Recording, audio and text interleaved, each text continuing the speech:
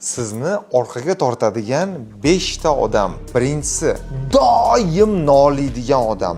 Qachon qarasa noliydi, hayotdan xafa. Yomg'ir yog'sa ham yomon, shamol bo'lsa ham yomon, quyosh chiqsa ham yomon. Ikkinchisi, o'smaydigan odam. Hey kitob o'qi, hey yur, hey rivojlanamiz, yo'q, o'smaydi. Hamma narsani biladi. Uchinchi odam, qo'rqoq odam. Qadam bosamiz, yur, harakat qilamiz desangiz, hamisha qo'rqadi. To'rtinchisi, orqadan gapiradigan odam.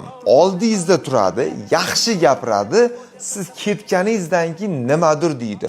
4 ta odam o'tirsa, bittasi turib ketsa, o'sha odamni gapiradi. Beshinchisi, vaqtingizni o'g'irlaydigan odam. Nima deyotganini o'ylamaydi, qachon qarasa gapiradi. Aniq bir ma'noli gapi yo'q, lekin gapirsa bo'ldi, vildir-vildir qilsa bo'ldi. Savol, sizni atrofingizda bu 5 ta odamdan qaysi biri bor? Kommentariyada yozib qoldiring.